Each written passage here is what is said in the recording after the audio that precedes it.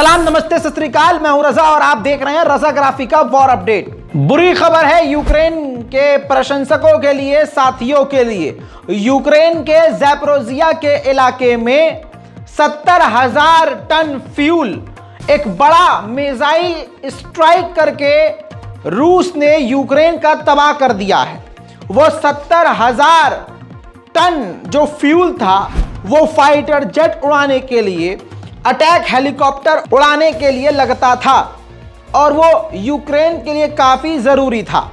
ये पिछले 24 घंटे में रशिया का ऐसा बड़ा झटका है यूक्रेन को, जिससे यूक्रेन काफ़ी परेशान और हताश नज़र आ रहा है। दूसरी जो खबर है यूक्रेन का जो बड़ा नुकसान है वो ये है कि अमेरिकी रिपोर्ट के मुताबिक ये खुलासा हुआ है कि अगर यूक्रेन के एयर डिफेंस सिस्टम को मजबूत नहीं किया गया तो इस वक्त यूक्रेन के एयर डिफेंस सिस्टम पूरी तरह से बेकार हो जाएंगे और यूक्रेन काफ़ी बड़े नुकसान में फंस जाएगा।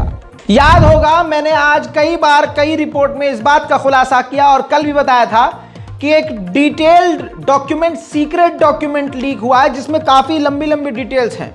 उसी सीक्रेट डॉक्यूमेंट में यह भी पता चला है कि सितंबर के महीने में ब्रिटेन का यानी बर्तानिया का एक जासूसी विमान लगभग मार कर गिरा दिया था रूस ने। रशिया के फाइटर जेट ने उस बर्तानिया के जासूसी विमान पर, जहाज पर मिसाइल दाग दी थी, लेकिन बाल बाल बचा। जिसके बाद ब्रिटेन ने यह कहा था उस दौरान कि वो हमारे क्षेत्र से थोड़ा भटक गया था, डिसबैलेंस हो गया था, इस वजह से थोड़ा रूस की तरफ चला गया था। ऐसा कुछ वैसे है नहीं, लेकिन उस सीक्रेट डॉक्यूमेंट में पता ये चला है कि भैया लगभग मार कर गिरा दिया था ब्रिटेन का, वो तो बाल बाल बच गया। वहीं रूस और यूक्रेन की जंग में अब दिख रहा है कि किस तरह से एडवांस टेक्नोलॉजी का इस्तेमाल किया जा रहा है। यूक्रेन पूरी दुनिया की सबसे बड़ी बड़ी ताकतों का इस्तेमाल कर रहा है, साथ ही स्वान ड्रोन के जाल का भी इस्तेमाल कर रहा है। लाखों की तादाद में एक साथ ड्रोन आसमान में उड़ाकर रूस के खिलाफ इन ड्रोन्स का इस्तेमाल कर रहा है। देखिए,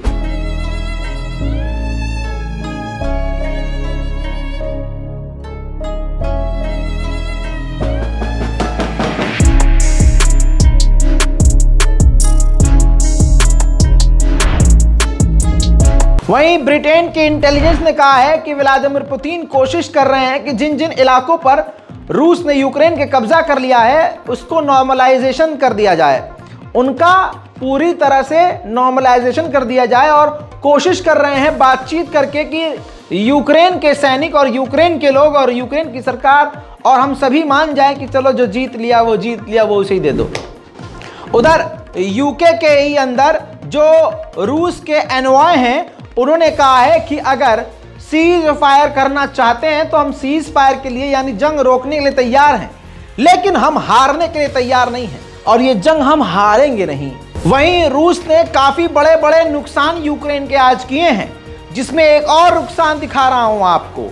चेर्निहिव का ये इलाका है यूक्रेन का, जिसका एक खास पुल है जो दो इलाकों को यूक्रेन के जोड़ता है। रशिया ने सुखोई 25 का इस्तेमाल करके इस पुल को ही उड़ा दिया है। वहीं रूस को भी बड़े नुकसान झेलने पड़ रहे हैं। यह रडार सिस्टम है जो तबाही से पहले ऐसा था, इसके बाद यूक्रेन ने इस रडार सिस्टम को उड़ाकर बेकार कर दिया। देखिए,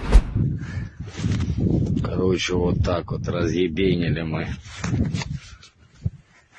Ну шо, это вам не чай, Ахмат. Це ЗСУ, блядь, це казаки, сука, прийшли. Ну шо?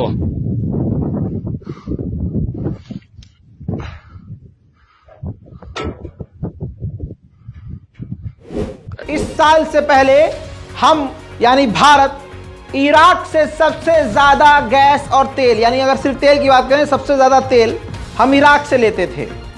वहीं आज की तारीख में रशिया सबसे पहले नंबर पर आ गया है, यानी जितना एक साल में हम इराक से तेल लेते हैं इतना तो हमने 4-5 महीने में ही रूस से ले लिया है। उधर रशिया ने ज़ैपोरिज़िया के इलाके पर बड़ा हमला करके 3 को कत्ल कर दिया है यूक्रेन के सैनिकों को और 5 बुरी तरह से घायल हैं, जिसमें कहा जा रहा है आम नागरिक भी शामिल हैं। वहीं बैखमत मैदान जंग बना हुआ था जो अब खंडर में तब्दील हो चुका है।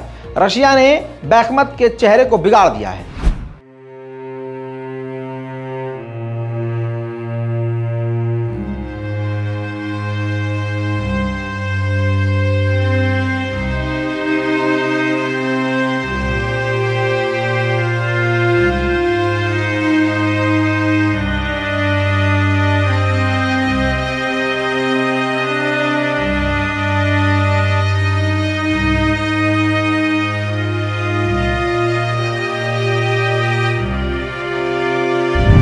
वहीं दोस्तों रशिया का भौकाल काफी ज्यादा बड़ा है। जो डॉक्यूमेंट लीक हुए हैं उससे कई सारी चीजें सामने आई हैं, जैसे कि रूस कमजोर नहीं है। जैसे ये खबर आई कि रशिया बहुत तेजी से मजबूती से लड़ रहा है, ये भी खबर सामने आई कि यूक्रेन दिखा ज्यादा रहा है रूस का नुकसान, लेकिन इतना नुकसान हुआ नहीं है। इन तमाम चीज़ों के बाद जो फ्रांस है वो थोड़ा सा हवा से नीचे आया है और उसने बयान दिया है कि हमारा कोई भी सैनिक रूस के खिलाफ यूक्रेन में उतरकर नहीं लड़ रहा है। यानी फ्रांस नहीं चाहता कि रशिया को कोई बात अब फ्रांस की चुभे। उधर उसी मैदान जंग बैखमत में रूस के कई टैंकों को यूक्रेन ने उड़ाकर कामयाबी हासिल की।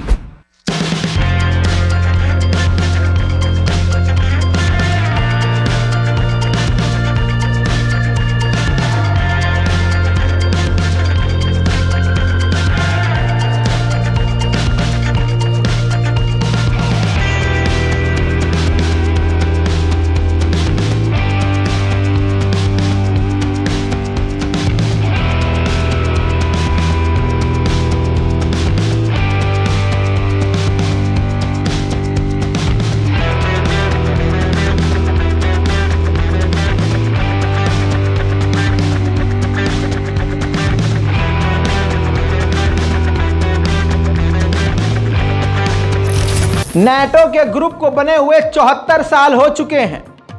74 सालों में कभी इतनी बड़ी ड्रिल नहीं हुई है जितनी बड़ी ड्रिल अब जून में नाटो करने वाला है। जर्मनी में ये ड्रिल होगी और आपको बताऊं इस ड्रिल में 24 देश शामिल होंगे। यानी नाटो पूरी ताकत से रूस के खिलाफ खड़ा होने की तैयारी कर रहा है। वहीं नॉर्वे और अमेरिका का super air defence system Ukraine को जो दिया गया है, ये देखिए उसकी ताज़ा तस्वीर दिखा रहा हूं।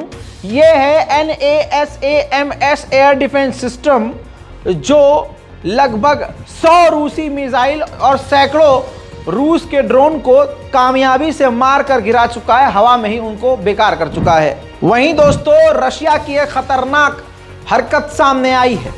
रशिया अभी तक के सबसे खतरनाक पनडुब्बियों पर काम कर रहा है और उसकी कोशिश यह है कि ये पनडुब्बियां उसकी सबसे खतरनाक टॉर्पीडो बम लॉन्च करने में या न्यूक्लियर लॉन्च करने में शक्तिमान हो।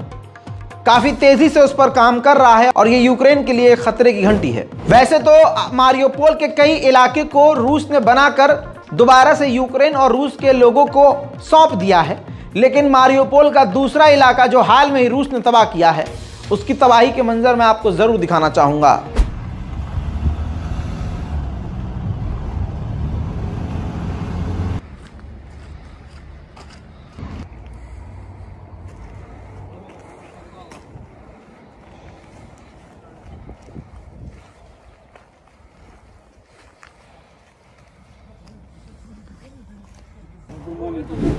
लगभग 30 से 35 बच्चे जिन्हें यूक्रेन छुड़ाकर रूस से लेके आया और रशिया ने छोड़ा, उन बच्चों ने बयान दिया जो काफ़ी लोगों को परेशान कर रहा है।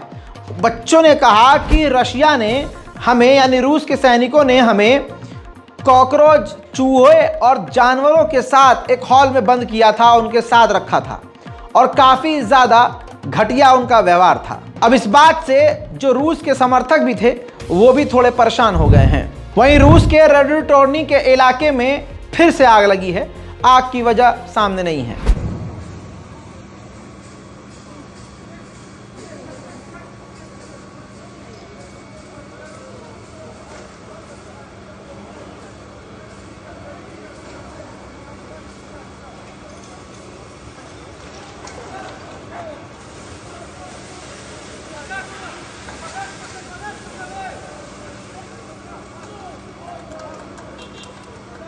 वहीं मारियोपोल के इलाके में दोस्तों कहा जा रहा है कि एक कार में धमाका हुआ।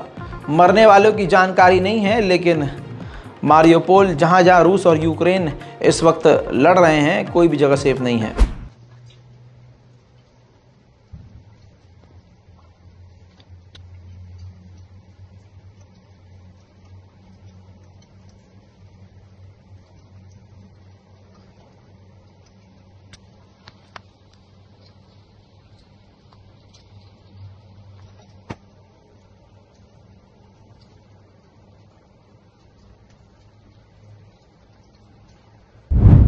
इसके अलावा यूक्रेन के सुसाइड ड्रोन रूस पर काफ़ी ज़्यादा घातक हमले कर रहे हैं और उन तस्वीरों को यूक्रेन खुद जारी कर रहा है।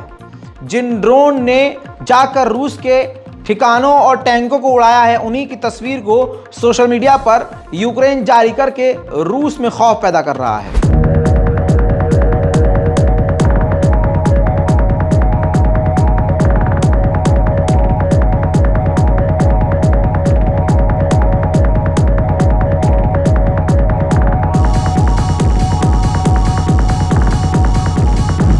वहीं यूक्रेन के स्लयांस्क के इलाके में रशिया ने बड़ा हमला करके ट्रेन की पटरियों को ही उखाड़ दिया है।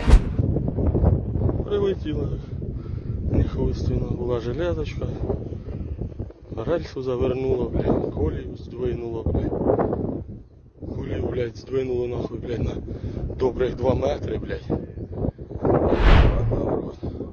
वहीं सारी दुनिया को मालूम है कि यूक्रेन को दुनिया भर से पैसे दिए जा रहे हैं और ज़ेलेंस्की सिर्फ पैसा ही मांग रहे हैं। इतना कभी किसी देश ने किसी को पैसा नहीं दिया जितना यूक्रेन को दिया जा रहा है। इसीलिए मीम चल रहा है। इस मीम में आप देखिए, बच्चे को दिखाया गया है जो ज़ेलेंस्की हैं, यानी, और उस पर लिखा हुआ है कि आप कैसे अपनी प्रॉब्लम सॉल्व करेंगे, तो उनके हाथ में पैसा अचानक से फेंक दिया जाता है। तो यानी ज़ेलेंस्की एक ऐसा बच्चा है जो अपनी हर परेशानी का हल पैसे से निकालने की सोच रहा है। यूरोप के मीडिया में यह वायरल है और ज़ेलेंस्की के विरोधी इसका खूब इस्तेमाल कर रहे हैं। आज के वॉर अपडेट में इतना ही। इस रिपोर्ट को शेयर कीजिए, दुआओं में याद रखिए, चैनल को सब्सक्राइब कीजिए। जय हिंद।